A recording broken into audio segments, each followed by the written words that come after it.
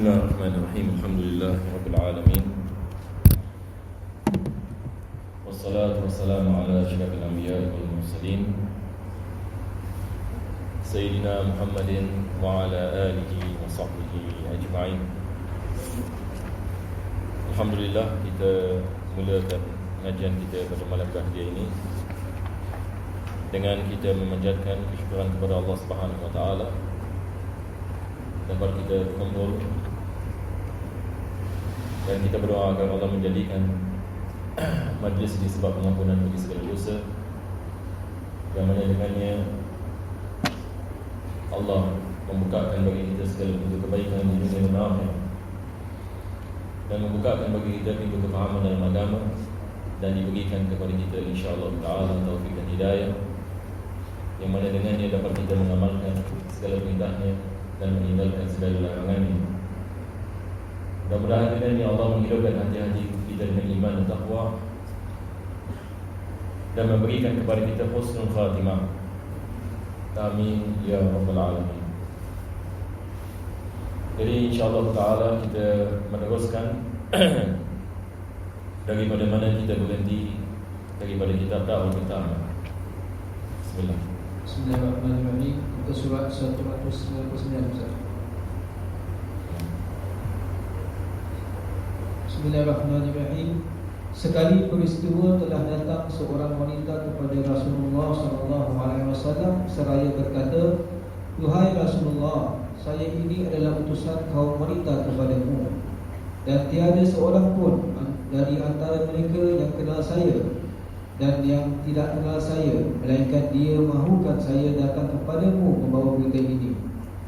Allah itu adalah Tuhan semua lelaki dan perempuan, dan engkau pula adalah utusan Allah kepada semua orang, baik lelaki maupun perempuan. Tetapi Allah Ta'ala telah mewajibkan jihad ke atas kaum lelaki sahaja. Maka jika mereka menang dalam peperangan mereka, akan diberi pahala dan mendapat bahagian dari rampasan perang itu. Dan jika mereka gugur syahid, mereka tetap hidup di sisi Tuhan mereka, mendapat rezekinya di sana. Dan soalan kami ialah, apa amalan dari ketaatan yang boleh kami kaum wanita buat untuk menyamai amalan mereka itu?" Jawab Rasulullah SAW, "Kamu mentaati suami-suami kamu dan kamu kenal hak-hak mereka ke atas diri kamu. Akan tetapi sayang sekali, sangat kecil dengan bilangan kamu yang dapat melakukan seperti itu." Dalam sabda beliau yang lain bermaksud, Di sini kita ada kisah salah seorang daripada sahabiah, daripada sahabat kalangan wanita di kalangan para sahabat Nabi sallallahu alaihi wasallam.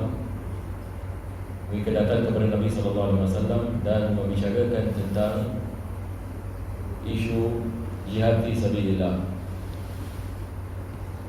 Jadi bila kita lihat kepada riwayat ini,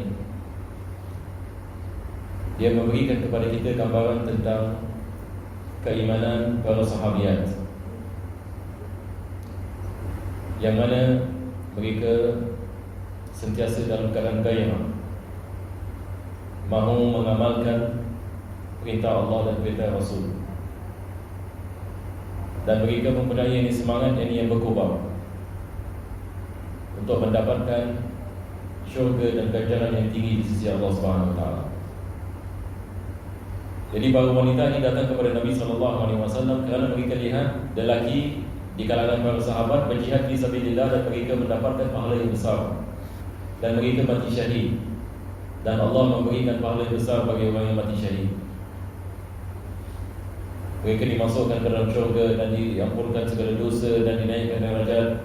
Jadi wanita ini, mereka menanyakan, kalau kaum lelaki Allah Subhanahu wa taala memberikan kepada mereka ganjaran yang besar apabila mereka berjihad fi sabilillah, dan Allah mewajibkan mereka jihad, tetapi bukan pada wanita, maka para lelaki tentu sekali mendapatkan tempat yang besar di sisi Allah Subhanahu wa taala dan mendapatkan pahala yang besar di sisi Allah Subhanahu wa taala. Bagaimana dengan kita wanita?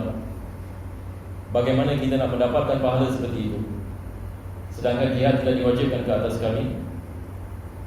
Bagaimana kita nak mendapatkan ganjaran yang besar? Jadi apabila kita lihat kepada peristiwa ini, daripada pelajaran yang penting adalah ia memberikan kepada kita pengajaran tentang sikap para sahabat Nabi SAW, iaitu hati mereka sentiasa berpaut kepada Allah Subhanahu Wa Taala.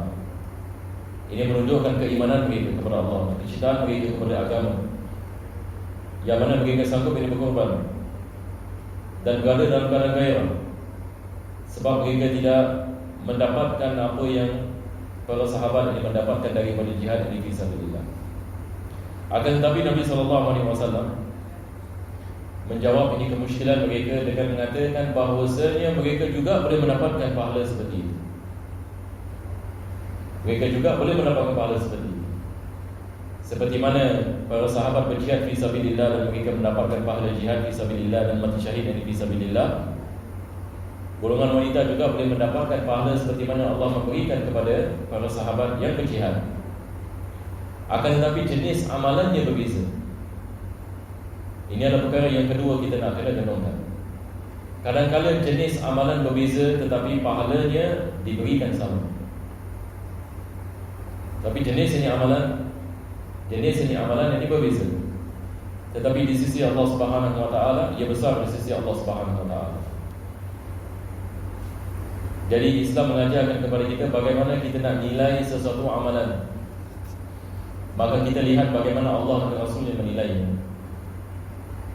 Dan Nabi SAW mengatakan kepada mereka ada amalan yang mana mereka akan mendapatkan pahala seperti mana pahala mereka yang berjihad fi sabilillah. Salah satu daripadanya adalah mentaati suami.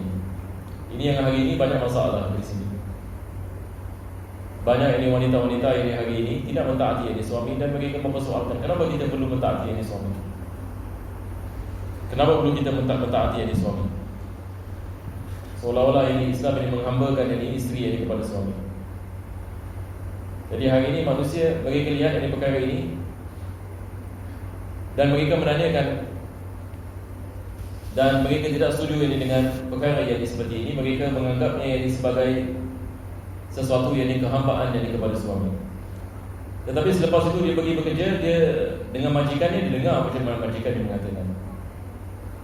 Kalau majikan ini mengatakan kepada dia melakukan ini, lakukan itu, lakukan ini, dia mentaati, betul ke tidak? Dia mentaati. Tetapi apabila Islam ini mengatakan Allah Subhanahu Wa Taala mewajibkan ini mentaati kepada suami ini atas perkara yang baik, hari ini manusia ada kemusyrikan. Kenapa ini kita belum melakukan sedemikian? Kenapa ini perlu ini suami isteri mentaati kepada suami? Sampai hari ini orang mengatakan ini semua tidak ada kena-mengena dengan agama dan sebagainya. Jadi kita lihat bagaimana manusia sanggup ini mentaati majikan mereka, tetapi apabila mereka berhadapan dengan apa yang diwajibkan oleh Allah Subhanahu Wa Taala untuk mentaati kerana Allah, maka manusia ini tidak sanggup ini melakukannya dan mempersoalkannya. Ini semua menunjukkan lemah ini keimanan. Tetapi para sahabat ini berbeza. Para sahabat ini mereka lihat perkara ini, Nabi SAW menyamakan dia dengan jihad fi sabilillah. Yang perkara yang luar biasa. Kalau wanita-wanita hari ini mengetahui perkara ini, betapa besar yang Allah Subhanahu Wa Taala memberikan kepada mereka apabila mereka mentaati kepada suami mereka. Dan ini adalah jihad mereka di rumah. Jihad ini para wanita ini di rumah dalam melayani suaminya dan menjaga dan tarbiyah anak-anaknya. Ini adalah jihad fi sabilillah. Tetapi hari ini masyarakat ini menganggap ini adalah perkara yang remeh. Sepatutnya wanita keluar bekerja. Wanita mesti keluar daripada rumah, itu lebih baik baginya. Tetapi apabila kita lihat masyarakat ini menginginkan sesuatu yang dibesarkan oleh Allah Subhanahu Wa Taala dan Nabi SAW membicarakan tentang kelebihannya. Jadi kita sebagai orang Islam harus kita memahami perkara ini. Dan harus ini para isteri dan wanita-wanita kita di rumah memahami perkara ini. Yang berada di rumah ini dan menjaga suami dan juga menjaga ini anak-anak, dia ada sesuatu yang besar di sisi Allah Subhanahu Wa Taala. Jadi kita lihat bagaimana Nabi SAW menjawab ini kemusykilan mereka. Nabi mengatakan, kamu mentaati suami-suami kamu dan kamu kenal hak-hak mereka ke atas diri kamu. Ini adalah perkara yang disebutkan oleh Nabi SAW. Sebab mereka menanyakan kepada Nabi, para sahabat pergi berjihad fi sabilillah, kita tidak berjihad fi sabilillah, apakah amalan yang kita boleh mendapatkan pahala seperti mana mereka mendapatkan? Nabi mengatakan taat kepada suami kamu. Selepas itu Nabi mengatakan, akan tetapi sayang sekali sangat kecil. Imam Ahmad mengatakan bilangan kamu, hadis mengatakan sangat kecil bilangan kamu yang dapat melakukan seperti itu. Sebab biasanya jiwa manusia kalau ikut kepada nafsu, dia tidak mahu melakukan ketaatan kepada sesiapa pun.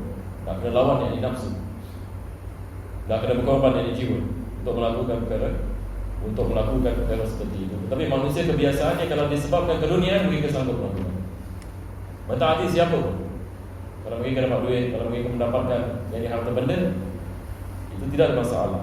Tetapi kalau kerana Allah, ini balik kepada iman. Bagaimana dengan keimanan kita? Sebab hari ini ramai orang yang mempersoalkan kenapa kita nak bersolat, kenapa kita nak berbuat ini. Semua yang benda yang dalam Islam orang mempersoalkan. Ini menunjukkan iman yang lemah. Apabila iman yang lemah, ini semangat untuk beramal juga adalah menjadi lemah. Seperti mana Syekh Buti yang beliau memberikan misal, saya sebut banyak kali juga. Dia memberikan misal yang iman ini ibarat petrol. Jadi kalau seseorang itu ada kereta tapi tidak ada petrol, walau macam mana cantik ini sekalipun, kereta tak boleh jalan. Sama juga dengan seorang Muslim ini. Apabila kita nak beramal, kita mesti ada petrol yang untuk kita beramal. Dan petrol kita adalah iman. Kalau iman kita kuat, insya-Allah kita mudah ini beramal, tidak ada masalah. Allah mengatakan lakukan ini, tidak ada masalah. Sebab iman kuat. Tidak ada masalah. Kita nak keluarkan zakat 2.5%, tidak ada masalah. Dengan rela hati, dengan suka hati, melakukan salat 5 waktu dengan gembira, bukan hanya dengan malas saja di sana. Disebabkan ada iman yang kuat. Tapi kalau iman yang lemah, semua yang diamalan dia boleh lemah. Semua yang diamalan boleh lemah. Mudah-mudahan Allah memberikan kepada kita taufik dan hidayah. Amin ya rabbal alamin. Teruskan lagi sikit.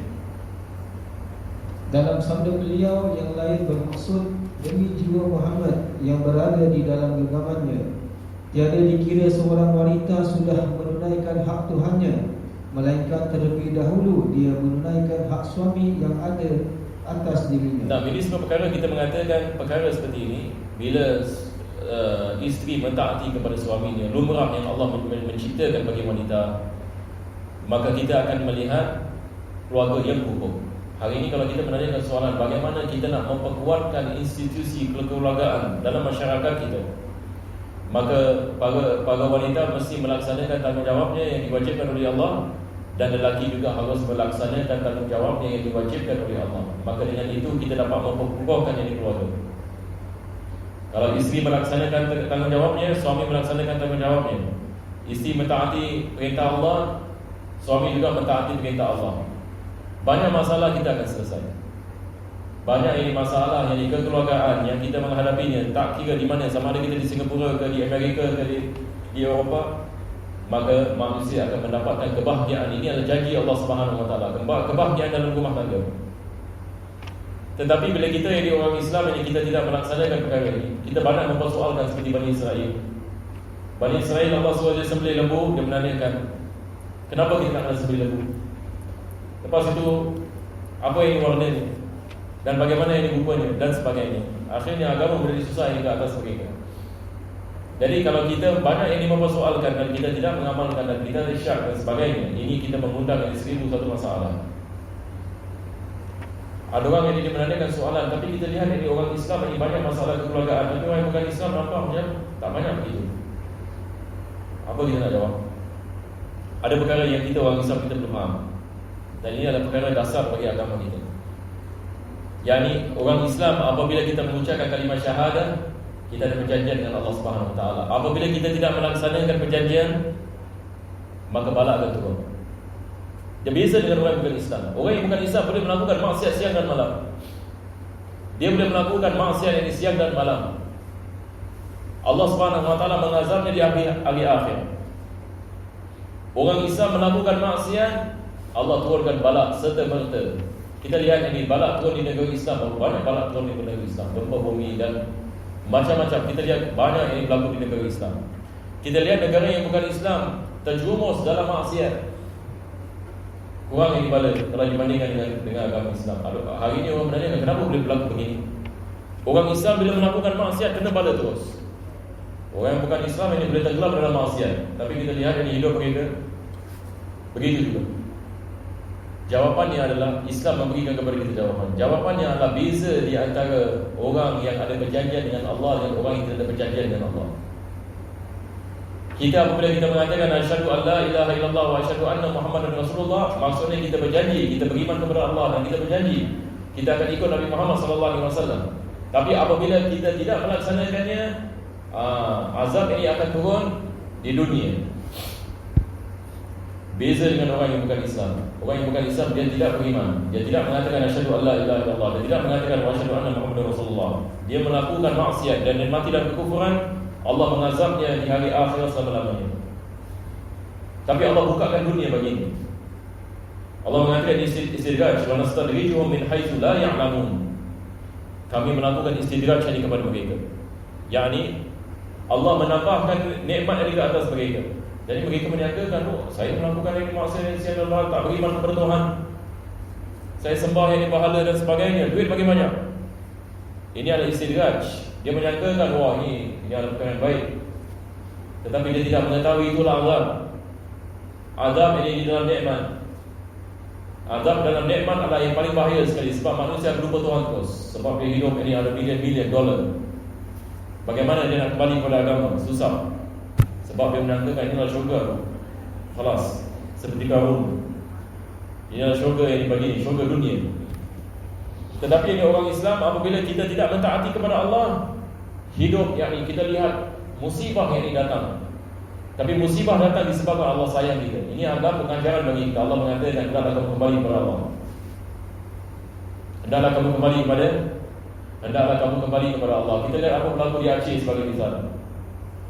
Saya pergi di Aceh, saya tak tahu dulu saya berceritakan kan. Saya pergi di Aceh. Subhanallah, ini bila saya pergi di Aceh, saya berbual dengan orang Aceh.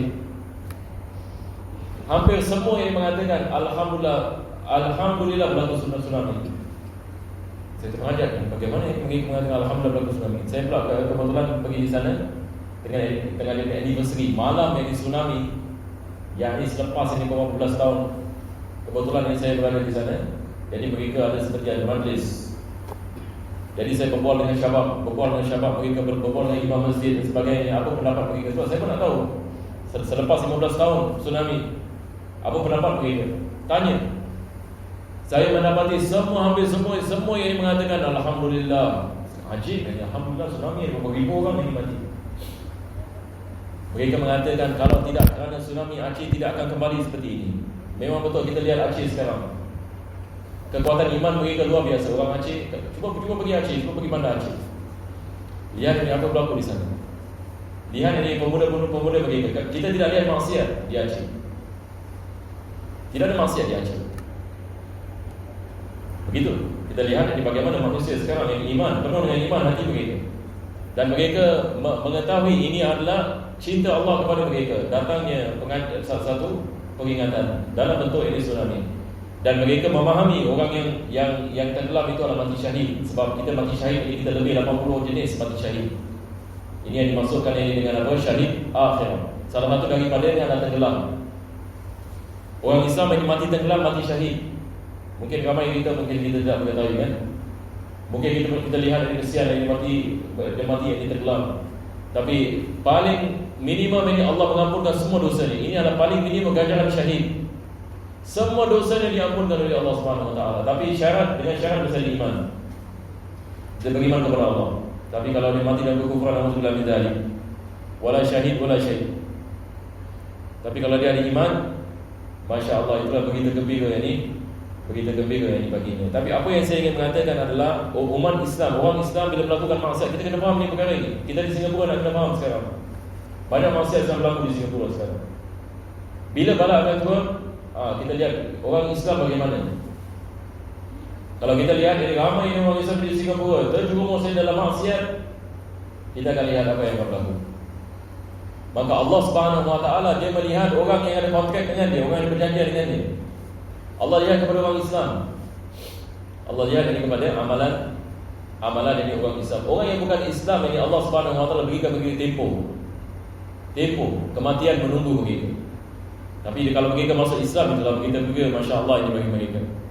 Tetapi apa yang kita takut adalah apabila manusia mati dalam media kekufuran. Itulah musibah paling besar. Seperti mana Imam Abdul Hasan Al-Asy'ari mengatakan, musibah yang paling besar yang boleh kena kepada seorang insan, mati dalam kekufuran. Tidak ada musibah yang lebih besar daripada mati dalam kekufuran. Satu orang boleh hidup berempat di dunia ini, tetapi mati dalam iman, dia berjaya di sisi Allah. Betul ke tidak? Banyak ini kita lihat ulama dan awliya, fakir, miskin, semiskin-miskin ni. Syekh Abu Ishaq Syirazi tidak ada wang nak pergi haji, sampai meninggal dunia tak melakukan haji, sebab hidup dalam kemiskinan. Tapi imam yang besar dia. Kita lihat ini imam, sebahagian daripada imam-imam miskin, mereka mati dalam kemiskinan, tapi imam yang besar. Sebab ini mereka yang mengetahui apa yang dimasukkan kejayaan. Mereka tidak kejarkan dunia, mereka kejarkan untuk mendekatkan diri kepada Allah Subhanahu Wa Taala. Mudah-mudahan Allah memberikan kepada kita taufik ini dan hidayah, dan memberikan kepada kita barakah ini, insya-Allah. Amin ya rabbal alamin. Jadi kembali kepada apa tadi kita mengatakan, apabila isteri taat kepada suami, dan isteri yang muslimah dia memahami ini adalah taat kepada Allah dan Rasulnya, maka saya melakukan kerana Allah, bukan kerana suami. Bukan kerana suami. Ini adalah kita mengatakan Allah menguji para isteri untuk mentaati ini kepada suami. Maka dia melakukan kerana Allah Subhanahu Wa Taala. Suami pun sama juga, memberi nafkah bukan kerana isteri, tapi kerana Allah. Jadi apabila kita beramal, sejak Allah lah maksud, bukan makhluk. Kita memerintahkan isteri kita untuk memakai hijab kerana Allah, betul ke tidak? Bukan kerana diri kita, betul ke tidak? Apa saja perkara yang bersangkut dengan agama, kita melakukannya kerana Allah. Kalau kita melakukannya kerana manusia, tidak ada pahala. Pada zahirnya manusia menyangkakan, oh Masya Allah ini ibadah dan sebagainya, tapi hakikatnya kosong, zero. Kalau kita melakukan satu amalan bukan kerana Allah, maka pada zahirnya orang ini menyangkakan kita dekat kepada Allah, tapi sebenarnya kita jauh daripada Allah Subhanahu Wa Taala. Tapi apabila kita memahami dan kita mengamalkannya kerana Allah dengan ikhlas, maka Allah Subhanahu Wa Taala akan menurunkan barakat. Betul ke tidak? Ini seperti mana Allah Subhanahu Wa Taala mengatakan di dalam Al-Quranul Karim.